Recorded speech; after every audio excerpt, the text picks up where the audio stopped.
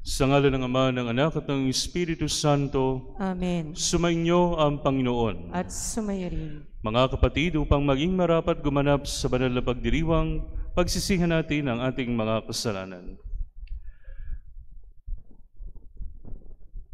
Sinugong tagapagpagaling sa mga nagsisisi, Panginoon, kaawaan mo kami. Panginoon, kaawaan mo kami. Dumating na tagapaganyayang ang mga makasalanay magsisi, Kristo, kaawaan mo kami. Kristo, kaawaan mo kami. Nakaluklok ka sa kanan ng Diyos Ama para ipamagitan kami, Panginoon, kaawaan mo kami. Panginoon, kaawaan mo kami. Kaawaan tayo ng makapangyarihang Diyos, patawarin tayo sa ating mga kasalanan, at patnubayan tayo sa buhay na walang hanggan. Amen. Papuri sa Diyos sa kaitaasan.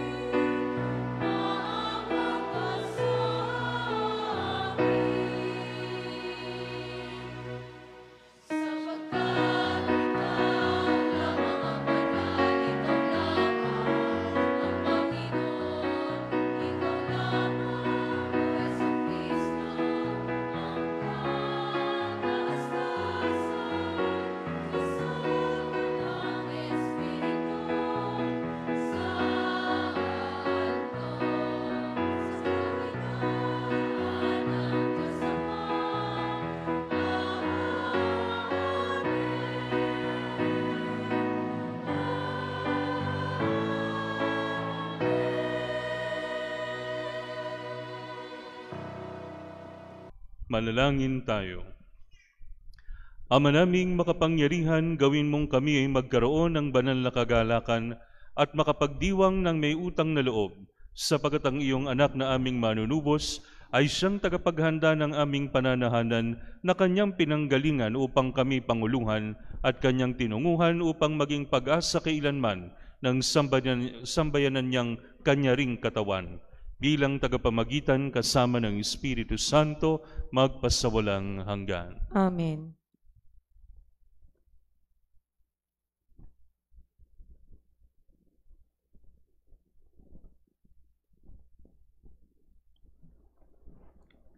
Ang salita ng Diyos mula sa mga gawa ng mga apostol.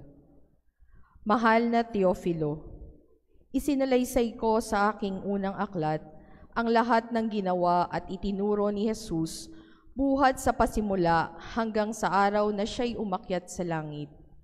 Bago siya umakyat, tinagubilina niya sa pamamagitan ng Espiritu Santo ang mga apostol na kanyang hinirang. Pagkatapos ng kanyang pagbabata, maraming ulit siyang napakita sa kanila. Sa gayon, napatunayang siya'y buhay. Napakita siya sa kanila sa loob ng 40 araw at nagturo tungkol sa paghahari ng Diyos. At samantalang siya'y kasakasama pa nila, kanyang tinagubilinan sila, "Huwag muna kayong aalis sa Jerusalem. Hintayin ninyo roon ang ipinangako ng Ama na sinabi ko na sa inyo." Nagbinyag nga sa tubig si Juan, ngunit di magtatagal at bibinyagan kayo sa Espiritu Santo. Kaya't nang magkasama-sama si Jesus at ang kanyang mga alagad, nagtanong ang mga ito, "Panginoon, itatatag na ba ninyong muli ang kaharian ng Israel?" Sumagot siya, "Ang mga panahon at sandali ay itinakda ng Ama sa kanyang sariling kapangyarihan at hindi na kailangan pang malaman ninyo kung kailan iyon. Ngunit bibigyan kayo ng kapangyarihang pagbaba sa inyo ng Espiritu Santo at kayo'y magiging mga saksi ko sa Jerusalem, sa buong Judea at Samaria at hanggang sa dulo ng daigdig." Pagkasabi nito, siya'y iniakyat sa langit, samantalang nakatingin sila sa kanya at natakpan siya ng ulap. Habang sila'y nakatitig sa langit, 2 lalaking nakaputi ang biglang tumayo sa tabi nila. "Mga taga-Galilea," sabi nila, "bakit kayo narito't nakatingala sa langit? Itong si Jesus na umakyat sa langit ay magbabalik tulad ng nakita ninyong pag-akyat niya." Ang salita ng Diyos. Salamat sa Diyos.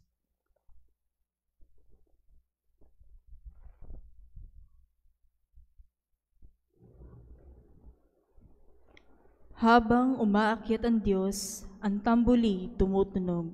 Habang umaakyat ang Diyos, ang tambuli tumutunog. Magdiwang ang lahat ng mga nilikha, pumalakpak kayong may awit at tuwa, bilang pagpupuri sa Diyos na dakila. Ang Diyos na poon kataas-taasan, ay dakilang haring dapat katakutan. Siya ay naghahari sa sangkatauhan. Habang umaakyat ang Diyos, ang tambuli tumutunog. Umakyat sa trono ang Panginoon Diyos, hatid ng tambuling malakas ang tunog. Masayang sigawan ang ipinansuog. Purihin ng Diyos, siya ay awitan. Awitan ng hari, siya'y papurihan. Habang umaakyat ang Diyos, ang tambuli tumutunog. Ang Diyos siyang hari ng lahat ng bansa. Awit at purihin ng mga nilikha. Maghahari siya sa lahat ng bansa, magmula sa tronong banal at dakila. Habang umaakyat ang Diyos, ang tambuli tumutunog.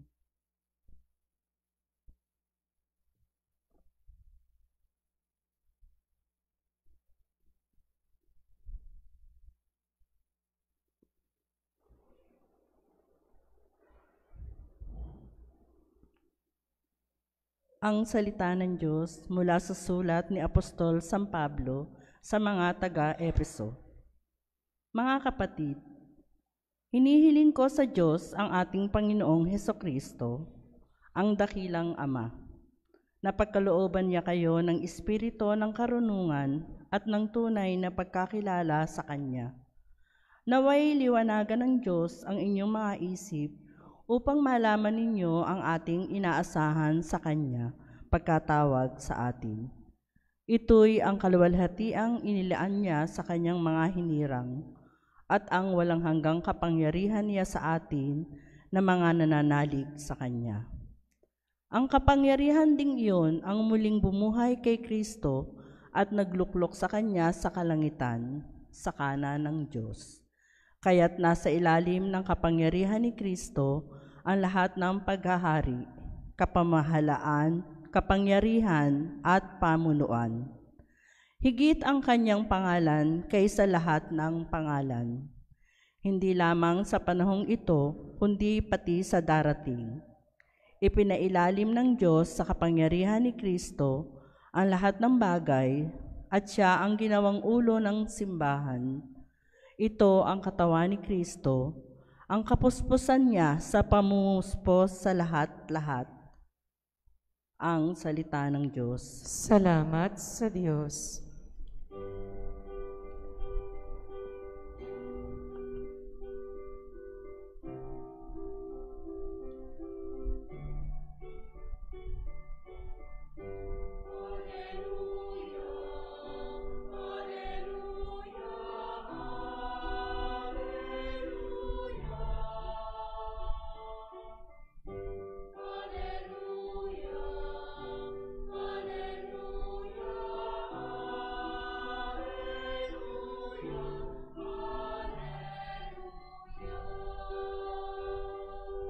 Humayo't magturo kayo, palaging kasama ako, hanggang sa wakas ng mundo.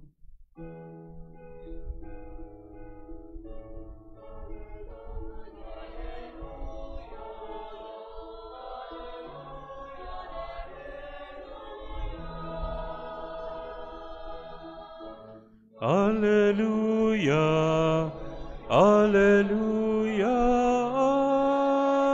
alleluia, alleluia.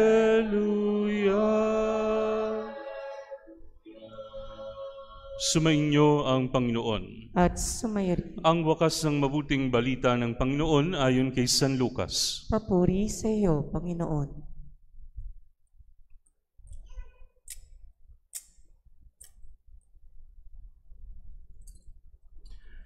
Noong panahong iyon, sinabi ni Jesus sa kanyang mga alagad, ganito ang nasusulat, kinakailangang magbata ng hirap at mamatay ang Mesiyas at muling mabuhay sa ikatlong araw. Sa kanyang pangalan, ang pagsisisi at kapatawaran ng mga kasalanan ay dapat ipangaral sa lahat ng bansa magmula sa Jerusalem. Kayo ang mga saksi sa mga bagay na ito. Tandaan ninyo, susuguin ko sa inyo ang ipinangako ng aking Ama, kaya huwag kayong aalis sa lungsod hanggat hindi kayo napagkakalooban ng kapangyarihan mula sa itaas. Pagkatapos, sila'y isinama ni Jesus sa labas ng lungsod. Pagdating sa Betanya, itinaas niya ang kanyang mga kamay at pinagpala sila. Samantalang iginagawad niya ito, siya na may lumalayo paakyat sa langit. Siya'y sinamba nila. Pagkatapos, sila'y nagbalik sa Jerusalem, taglay ang malaking kagalakan. Palagi sila sa templo at do'y nagpupuri sa Diyos. Ang mabuting balita ng Panginoon. Pinupuri ka namin, Panginoong Hesukristo.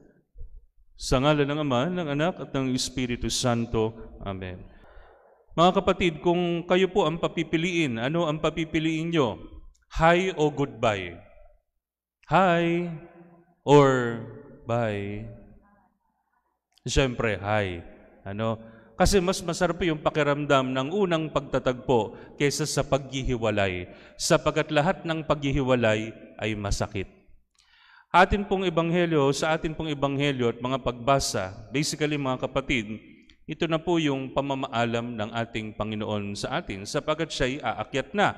Pero hindi ibig sabihin na kapag masakit, walang lesson, sapagkat natututunan natin ang pinakamalaking lesson at pinakamahalagang lesson doon sa mga pinakamasakit na bahagi ng buhay natin. Kaya po mga kapatid, may tatlong bagay po na dapat tayong pagtuunan ng pansin. Una mga kapatid, si Jesus ay Diyos. Uulitin ko, si Jesus ay Diyos. Bakit siya Diyos? Sapagkat siya po ay umakyat sa langit. Kasi mga kapatid, merong kaibahan yung iniakyat sa umakyat. Si Maria ay iniakyat sa langit, sapagkat wala siyang kapangyarihan. Pero ang ating Panginoong Hesus, dahil siya'y Diyos, siya'y meron pong kapangyarihang umakyat sa langit. Okay, so yun po mga kapatid ang unang katotohanan. Pangalawa, bagamat nandito tayo sa lupa, hindi tayo para dito. Ulitin ko, I am simplifying the readings for you. Bagamat nandito tayo sa lupa, hindi tayo para dito. Mga kapatid, kung ang hangganan ng lahat ay ang mundong ito, hindi na sana umakyat si Jesus sa langit. Pero mga kapatid, kahit kaano kaganda ang mga bagay na pwedeng ialok sa atin ng mundo, dapat nating tandaan na hindi ito ang ating tunay na tahanan. Meron tayong tahanan at meron tayong susundan. Ang susundan natin ay si Jesus. Saan ba siya nagpunta? Saan nyo ba gustong mapunta?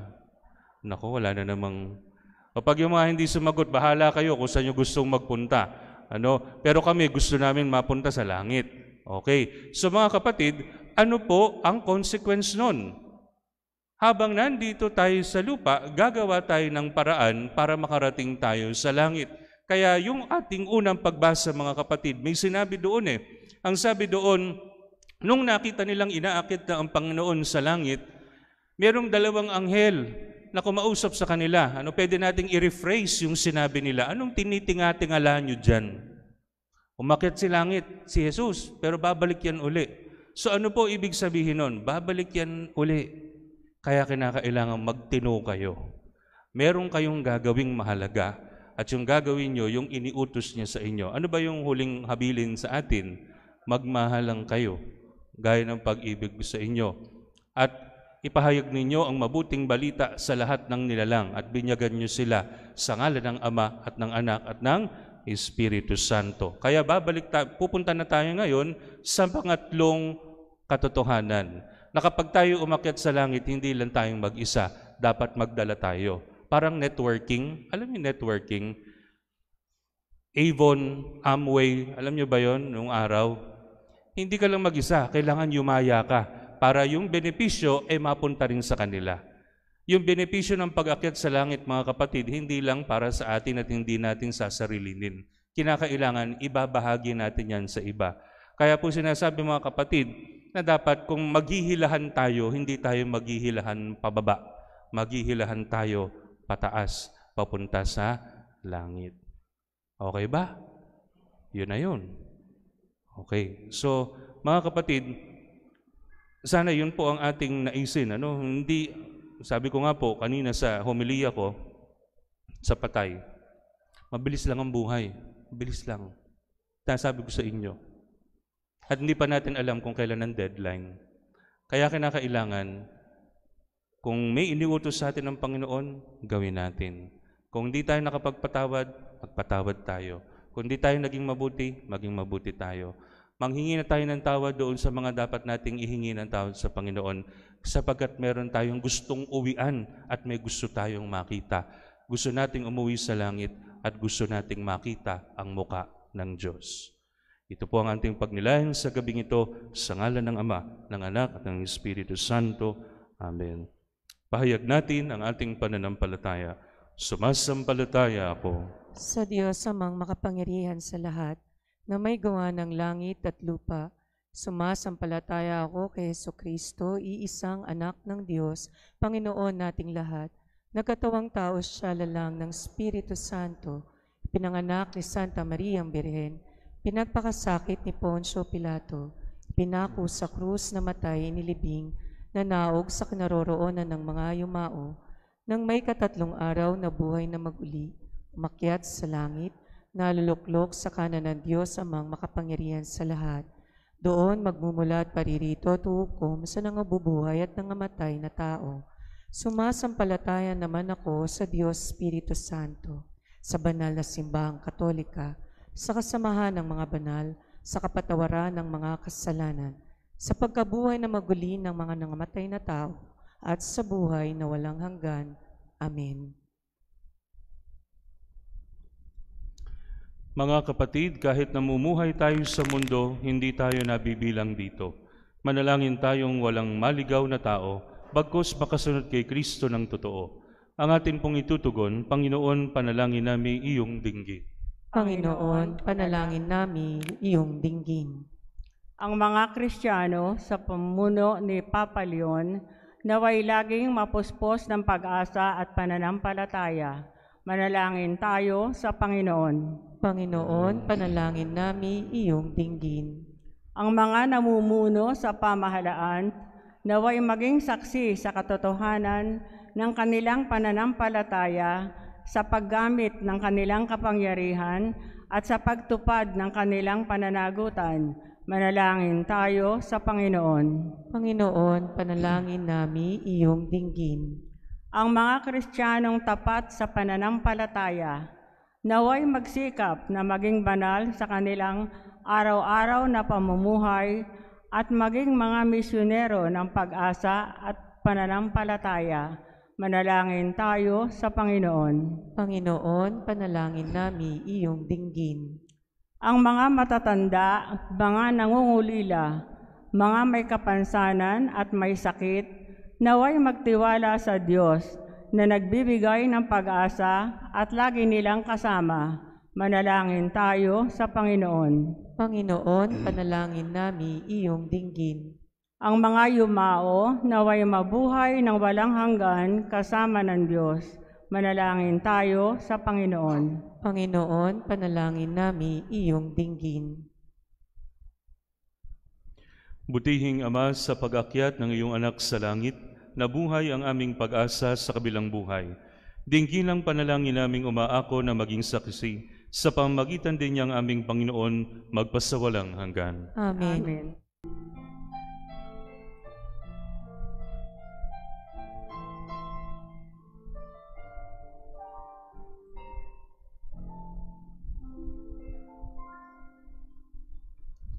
Manalangin kayo mga kapatid upang ang paghahain natin ay kalugdan ng Diyos amang makapangyarihan. Tanggapin nawa ng Panginoon itong paghahain sa iyong mga kamay, sa kapurihan niya at karangalan, sa ating kapakinabangan at sa buong sambayanan niyang banal. Ama naming lumikha pakundangan sa pag-akyat ng anak mong mahal, ginaganap namin ang paghahain ng may kapakumbabaan at ipagkaloob mong sa ganitong pagpapalitan ng mga kaloob at ng aming mga alay, kami ay makasalo sa pagkabuhay at pag-akyat sa kalangitan.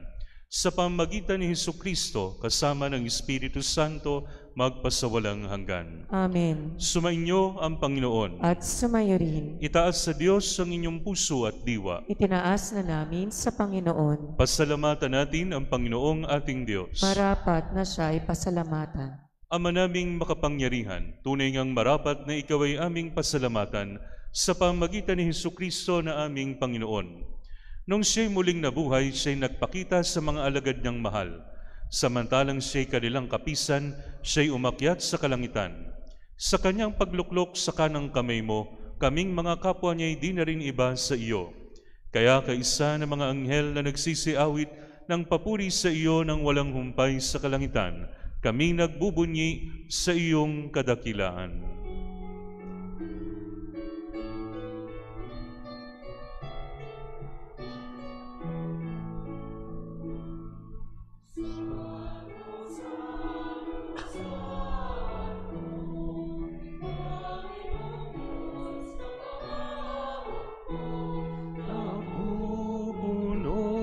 Ang langit at lupa ng kadakilaan mo. Hosana, Hosana, Hosana sa kaitaasan. Pinagpalang na paririto sa ngalan ng Panginoon. Hosana, Hosana, Hosana sa kaitaasan. Hosana, Hosana, Hosana sa kaitaasan.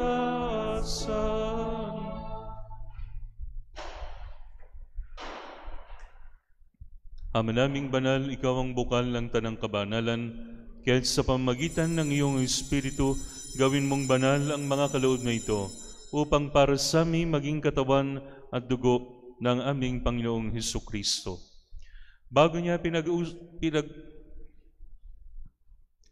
pinagtiis ang kusang loob na maging handog sa iyo, hinawakan niya ang tinapay, pinasalamatan kanya, pinaghati-hati niya iyon. Iniabot sa kanyang mga alagad at sinabi, "Tanggapin ninyong lahat ito at kanin. Ito ang aking katawan na ihahandog para sa inyo."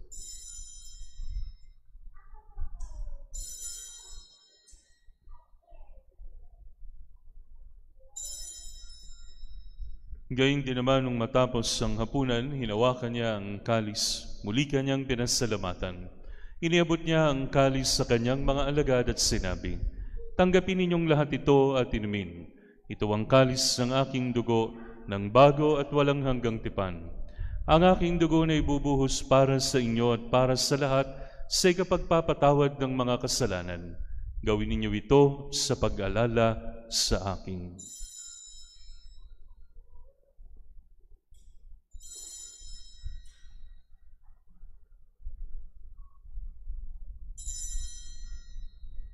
Ipagbunyi natin ang misteryo ng pananampalataya.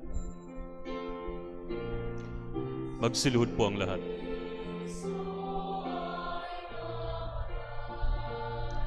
Si Kristo ay nabuhay, si Kristo ay babalik sa wakas, sa wakas, sa wakas ng panahon. Ama, ginagawa namin ngayon ang pag-alala sa pagkamatay at muling pagkabuhay ng iyong anak. Kaya tiniaalay namin sa iyo ang tinapay na nagbibigay buhay at ang kalis na nagkakaloob ng kaligtasan. Kami nagpapasalamat dahil kami iyong minarapat na tumayo sa harap mo para maglingkod sa iyo. Isinasamo namin kaming magsasalo-salo sa katawan at dugo ni Kristo ay mabuklod sa pagkakaisa sa pamamagitan ng Espiritu Santo. Ama, lingapin mo ang iyong simbahang laganap sa buong daigdig. Puspusin mo kami sa pag-ibig kay San de Leon na aming Papa, ni Dennis na aming Obispo at ng Tanang Kaparian. Alalahanin mo rin ang mga kapatid naming nahimlay nang may pag-asang sila'y muling mabubuhay, gayon din ang lahat ng mga pumanaw. Kaawaan mo sila at patuloyin sa iyong kaliwanagan. Kaawaan mo at paging dapatin kaming lahat na makasalo sa iyong buhay na walang wakas, kaysa ng mahal na Birheng Maria na ina ng Diyos, kaysa ni San Jose, kaysa ng mga apostol at lahat ng mga banal na namuhay dito sa daigdig ng kalugod-lugod sa iyo. May pagdiwang nawa namin ang pagpupuri sa ikararangal mo sa pamamagitan ng iyong anak na aming Panginoong Hesukristo.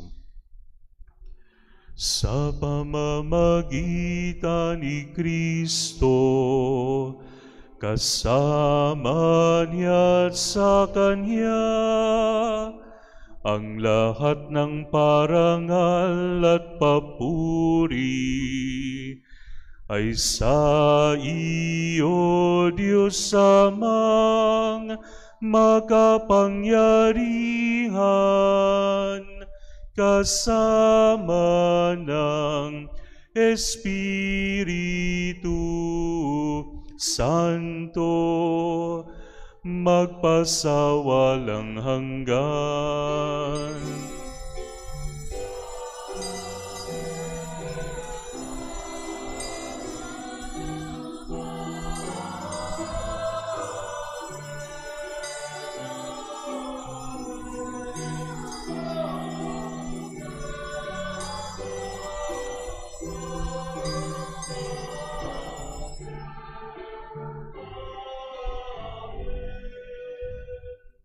Sa tagubili ng mga nakagagaling na utos sa turo ni Jesus sa Panginoon natin at Diyos, ipahayag natin ng lakas loob.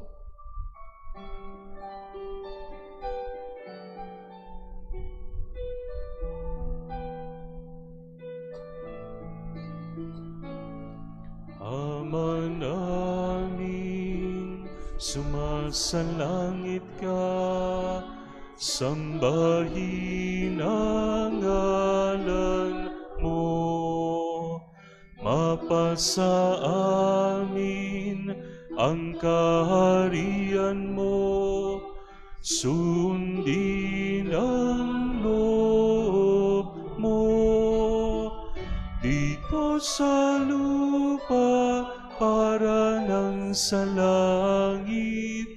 Bigyan mo po kami ngayon ng aming kakanin sa araw-araw at patawarin mo kami sa aming mga sala para ng pagpapatawad namin sa nagkakasala sa amin. At huwag mo kaming ipahintulot sa tukso, at iadya mo kami sa lahat ng masama. Hinihiling namin kami iadya sa lahat ng masama, pagkalooban ng kapayapaan araw-araw, iligtas sa kasalanan at ilayo sa lahat ng kapahamakan, samantalang aming pinananabikan ang dakilang araw ng pagpapahayag ng tagapagligtas naming si Jesucristo.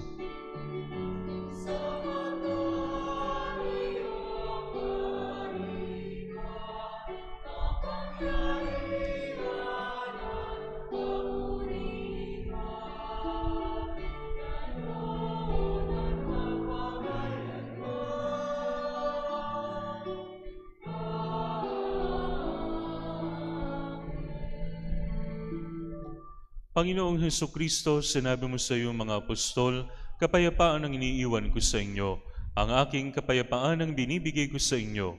Tunghayan mo ang aming pananampalataya at huwag ang aming mga pagkakasala. Pagkalooban mo kami ng kapayapaan at pagkakaisa ayon sa iyong kalooban, kasama ng Espiritu Santo, magpasawalang hanggan. Amen. Ang kapayapaan ng Panginoon ay laging sumainyo. At sumayo rin. Magbigayan kayo ng kapayapaan sa isa't isa.